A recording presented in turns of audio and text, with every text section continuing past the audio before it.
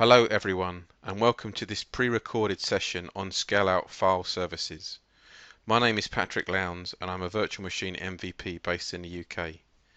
You can contact me via Twitter. To look at similar pre-recordings, go to MVP Rocks UK and IE channel on YouTube. So let's get started. We're going to cover three key topics in this short pre-recording. An introduction to Scale-Out File Services, an overview of the key changes in Windows Server 2012 that support Scale-Out File Services, and finally, Scale-Out File Services deployment decisions. So an introduction to Scale-Out File Services. Scale-Out File Services are unlike the traditional file server role we have come to know and love with previous versions of the Windows operating system. In fact, Windows Server 2012, the file server role, has become vogue again.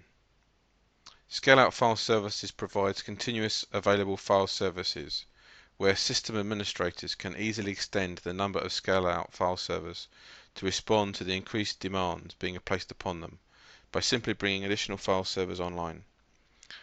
Scale-Out File Services are built on top of Microsoft's well-proven enterprise-class high availability technology, Windows Failover Clustering.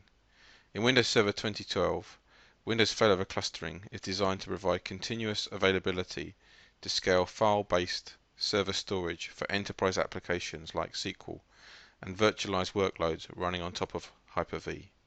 Scale-Out File Services is also dependent on Server Message Block 3 (SMB3) protocol, which provides a solid and reliable performance which we have come to expect with enterprise-class storage. The main advantages of Scale-Out File Services and SMB3 in Windows Server 2012 are reduced CapEx costs. With Scale-Out File Services, you can start as small as a 2-node cluster and scale up to support up to 8 nodes. Reduced OpEx costs. With Scale-Out File Servers, there is no need for specialized storage expertise. Effectively, we're simply dealing with a file share. Ease of provisioning and management. It's much easier to manage a file share than it is a SAN. With Scale-Out File Services, there is also no need for specialized storage networking hardware. You get to leverage your existing investment in converged networking. And finally, increased flexibility. With Scale-Out File Services, you can dynamically reallocate SQL databases and virtual machines. In essence, Scale-Out File Services in SMB3 enables you to implement a scalable storage platform that can address the challenges of implementing scale-out file server storage functionality within organizations of all sizes. Scale-Out File Services, along with SMB3, provides a significant opportunity to organizations looking to drive down the costs of Windows storage, while still providing continuous high availability. So, an overview of the key changes in Windows Server 2012 that support Scale-Out File Services. Scale-Out File Services, as previously mentioned, takes advantage of the new features that are included in Windows Failover Clustering in Windows Server 2012, as well as improvements that have been made to the SMB protocol. Specifically, the following new features and improvements form a list of these changes in terms of Windows Failover Clustering. Scale-Out File Server Resource Type, Distributed Network Name DNN, Scale-Out File Server High Availability Role, and Cluster Shared Storage v2. The new SMB functionality, which is installed and configured by default in Windows Server 2012, provides several new capabilities and enables continuous availability of file server-based storage, supporting application data storage, i.e. SQL Server and Hyper-V based workloads. Specifically, the following new features and improvements to SMB3 form a list of these changes. SMB3 Transport Failover, SMB3 Multi-Channel, SMB3 Direct, SMB3 Encryption, SMB3 Performance Optimizations, and finally SMB3 Management via Windows PowerShell. Windows Server 2012 introduces a number of changes to Windows Failover Clustering, which includes many improvements associated with Scale-Out File Services. So we're going to start with Scale-Out File Server Resource Type, which is a new resource type included with Windows failover clustering. There are two modes implemented in the Windows failover cluster when providing high availability file services.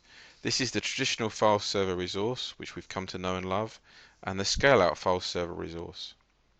A Windows failover cluster can implement both of these modes at the same time in the same cluster. When a traditional file server resource comes online, no file server resource clones are brought online on any other nodes in the cluster. The scale-out file server resource is responsible for adding and removing or modifying shares associated with the resource. These resources reside on a CSV LUN, sharing file share information in the cluster database, distributing and applying share information across all nodes in the cluster, monitoring the state or health of all of the CSV LUNs, providing standard resource-specific controls, ensuring a scale-out file services clone is started on all nodes in the cluster and is listed as possible owners for the scale-out file services group. The distributed network name resource registers with DNS using the IP address of each node in the cluster for each network interface card configured in the cluster to accept client connections. It will also create the appropriate virtual computer object in Active Directory to support Kerberos functionality.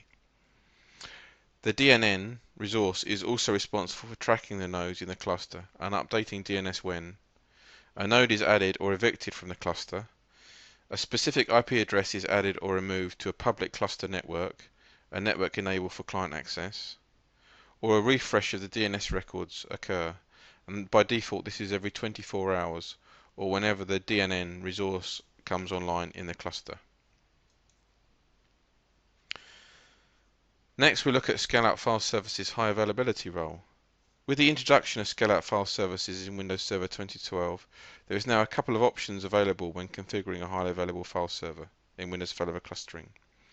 Using the high availability wizard, as can see on the screen, the file server role is initially listed as a file server.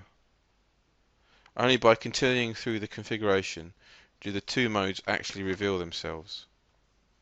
Depending on the configuration choice made, the high availability wizard will determine the additional information that is required to complete the configuration. For example, a file server for general use will require you to configure your storage options. A scale-out file server, on the other hand, does not require this, as it is assumed that the CSV LUN will be used for storing application data. It is also important to note the restrictions imposed upon you when configuring a scale-out file server. Scale-out file servers do not support Network File System (NFS) or certain role services such as File Server Resource Management (FSRM) and Distributed File Server Replication (DFSR). Next, Cluster Shared Volumes v2. Cluster Shared Volumes is a distributed access file system feature that was originally optimized for the Hyper-V role in Windows 2008 R2. CSV was originally designed to allow virtual machines and their disk resources to reside on any node within the cluster. CSV enables multiple nodes to concurrently access a single shared volume, providing complete transparency in respect to cluster node ownership of virtual machines and client access during failover using live migration. Cluster Shared Volumes version 2 has been extended to support scale-out file services, and implementing scale-out file services requires all application data shares to be hosted on a CSV version 2 LUN. This is the only way SMB clients are able to gain access to all shares configured in the context of a scale-out file server resource, providing access controls are properly configured to allow this to happen from any node in the cluster. In Windows Server 2012, CSV has been improved, and the primary focus on CSV version 2 was to expand the Windows roles that supported CSV, plus improve the backup and restore process on those CSV volumes. The CSV version 2 improvements include the CSV namespace that is now enabled by default as a failover cluster feature, making it easier to add storage to it, and the Cluster Shared Volumes file system that mounts on top of a CSV2 volume. The CSV2 volume provides a number of key features, and this will be covered off in another recording. SMB3 transport failure enables you to perform both hardware and software maintenance, planned maintenance, to nodes in a traditional file server cluster by moving highly available file shares between nodes within the cluster, without interrupting the server applications that are storing data on these file shares. The Scale-Out File Services client simply reconnects to another node within the cluster without interruption of service. Failover is a transparent operation to the application. Any errors within the application are not apparent, and there is simply a short delay in network I/O while the automatic reconnection occurs. SMB3 transport failure has the following requirements: a Windows failover cluster with at least 2 nodes running Windows Server 2012. A Windows failover cluster must pass the validation tests using either the validation wizard or via the appropriate PowerShell commandlets. On all Scale-Out File Server cluster nodes, the file server for Scale-Out application data must be installed. This role provides the persistent store that enables the file server to resume file handles after a failover. It also provides a witness service that helps clients more quickly reconnect to a surviving node after unplanned failure. File shares needed to be enabled for continuous availability, although this property is enabled by default. Both the server hosting the application in this instance, either the SQL Server or the Hyper-V server, and the server hosting the continuously available enabled file share must be running Windows Server 2012. SMB multi-channel. SMB multi-channel enables the aggregation of network bandwidth and network fault tolerance when multiple network paths are available between an SMB3 client and server. This enables server applications to take full advantage of the available bandwidth and be resilient to network failures. SMB3 multi-channel is enabled by default, and there is no real need to disable it unless you're carrying out some form of performance testing or you have a complex network environment. SMB3 multi-channel has the following requirements: 2 servers running Windows Server 2012 are required. No extra roles or features need to be installed or configured, since SMB3 multi-channel is enabled by default. The following network configurations are recommended: a single 10 gigabit NIC. Each of the 2 servers is configured with a single 10 gigabit NIC. A dual 1 gig NIC. Each of the 2 servers is configured with 2 1 gig NICs, with each card using a different subnet. Dual 1 gig NICs in a team. Each of the 2 servers is configured with 2 1 gig NICs in a load balancing and failover LBFO team. Communications occurs across the teamed interface in this scenario. A dual 10 gig NIC. Each of the 2 servers is configured with 2 10 gig NICs, with each card using a different subnet. Dual 10 gig NICs in a team. Each of the 2 servers is configured with 2 10 gig NICs in a load balancing and failover LBFO team. Communications occurs across the teamed interface. And finally, dual InfiniBand NICs. Each of the 2 servers is configured with 2 InfiniBand NICs, with each card using a different subnet. Equally, multi-port NICs, dual or quad port adapters can be used with SMB3 multi-channel, since these adapters show up in Windows as multiple individual NICs. However, this type of adapter does not offer a high enough level of network fault tolerance, and so the examples above avoid this use of a multi-port NIC. SMB3 Direct or SMB3 over RDMA enables support for a special type of NIC, an RNIC, that has remote direct memory access functionality and can operate at full speed with little latency while using minimal core CPU. For server applications like SQL Server or Hyper-V workloads, SMB3 Direct allows the remote file server to have a similar performance characteristic to locally attached storage. SMB3 Direct has the following requirements: 2 servers running Windows Server 2012 are required. No extra roles or features need to be installed as SMB3 Direct is enabled by default. NICs that support RDMA. Currently, these RNICs come in 3 different types: iWarp, InfiniBand, and RoCE. SMB3 encryption. SMB3 encryption enables end-to-end encryption of SMB data to protect network communications from eavesdropping when communications occurs over an untrusted network while the data is in flight. SMB3 encryption can be configured either on a per file share basis or for the entire server without the need for a certificate authority infrastructure, and uses AES 128 in CCM mode. SMB3 performance optimizations. With SMB3 performance optimizations, both the SMB3 client and the SMB3 server has been optimized for small random read-write I/O. This type of data pattern is common in server applications like SQL Server OLTP.